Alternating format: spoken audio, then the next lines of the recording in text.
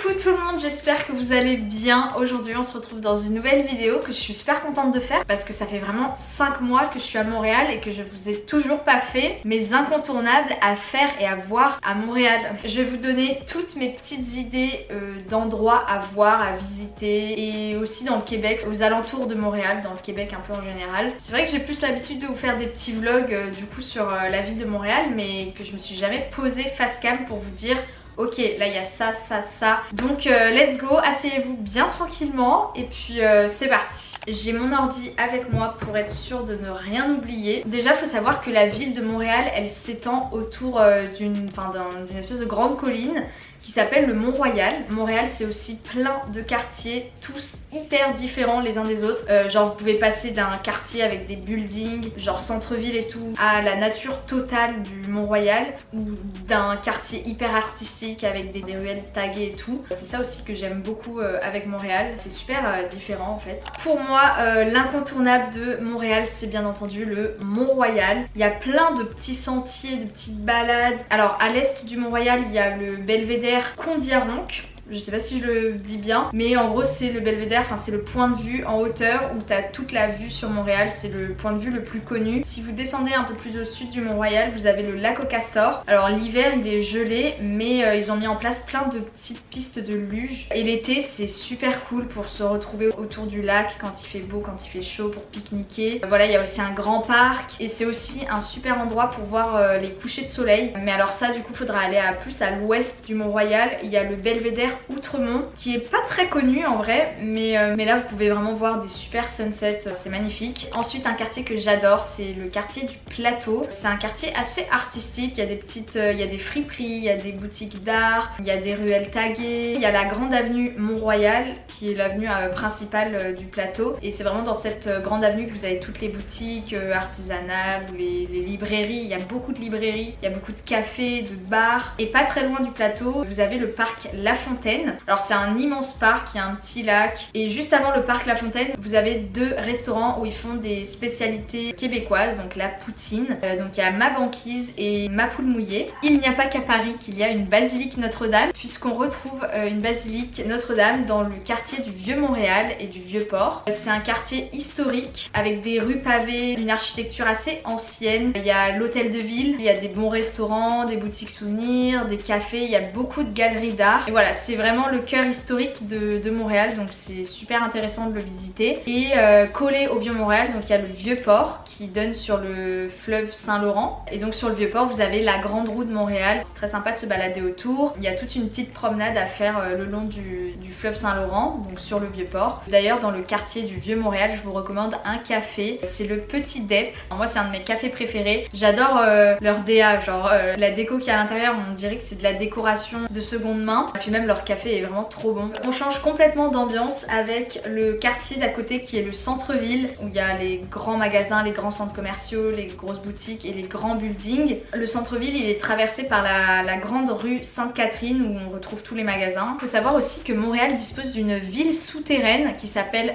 Réseau, et il y a plus de 32 km de tunnels genre souterrains. C'est accessible via des métros, et là vous retrouvez tous les centres commerciaux, plein de boutiques et tout. Quand je vous dis que la ville de Montréal ne s'arrête pas de vivre l'hiver, voilà, plutôt que de sortir et de faire du shopping sous moins 10 degrés, l'hiver vous avez toute une ville souterraine. C'est assez impressionnant en vrai, et c'est quelque chose à faire à Montréal. Alors un peu plus au nord du centre-ville, il y a le quartier des spectacles avec la belle place des Arts qui compose 6 salles de spectacle, et l'hiver à côté ils font une patinoire qui est gratuite quand t'as déjà tes patins. Et c'est aussi ici qu'il y a le marché de Noël, c'est un lieu qui est très vivant en fait.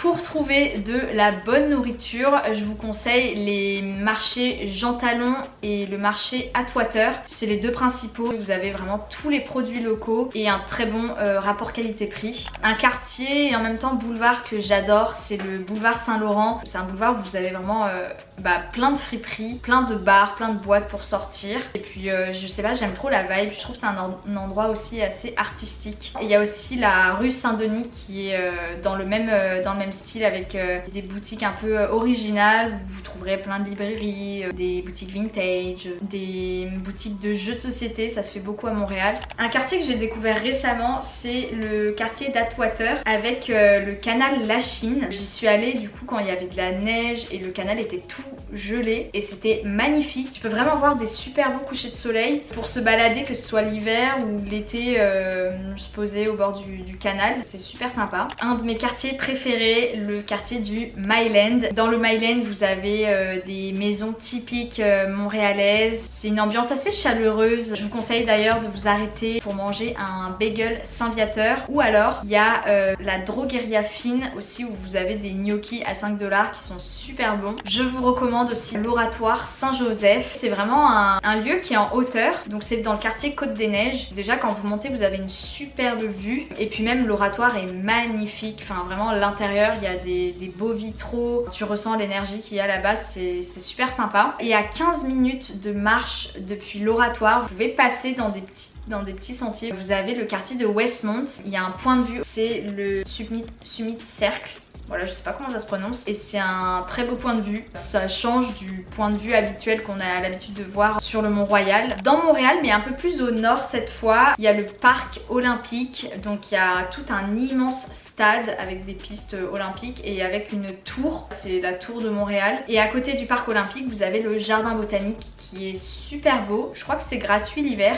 Et dans le jardin botanique, il y a le jardin japonais qui est assez connu et qui apparemment est super beau. Alors moi je l'ai pas fait le jardin botanique, mais on m'en a dit que du bien. Et l'été c'est magnifique aussi. Enfin franchement n'importe quelle saison, le jardin botanique de Montréal est vraiment sympa. Et enfin il faut pas oublier le parc Jean Drapeau qui est du coup en face, c'est une presqu'île en face de Montréal. Sur le parc Jean Drapeau, il y a vraiment, c'est accessible en métro déjà et vous avez vraiment une multitude d'activités. Je crois qu'il y a une piste d'automobile. L'été vous avez tous les festivals genre pique-nique électronique. L'hiver il y a une patinoire, des pistes de luge, enfin plein d'activités comme ça. Et puis vous pouvez vraiment avoir la skyline de tout Montréal. C'est à faire, franchement, parc Jean Drapeau, je vous le recommande. Pour info, pour se déplacer à Montréal, c'est vraiment super simple parce qu'il y a un grand réseau de transport, genre il y a beaucoup de bus, beaucoup de métro. Le ticket de métro est à 3,75, donc c'est vraiment super simple de se déplacer dans Montréal. Après, pour ce qui est à faire en dehors de la ville de Montréal, il y a bien entendu la région des Laurentides qui est super connue, avec bien entendu le parc national du Mont-Tremblant. C'est un immense parc, il y a plein de randonnées, de petites balades à faire, de petits sentiers, enfin franchement c'est magnifique. Moi j'avais fait une petite balade au Mont Sourire, c'était pendant l'automne, j'avais adoré. Après même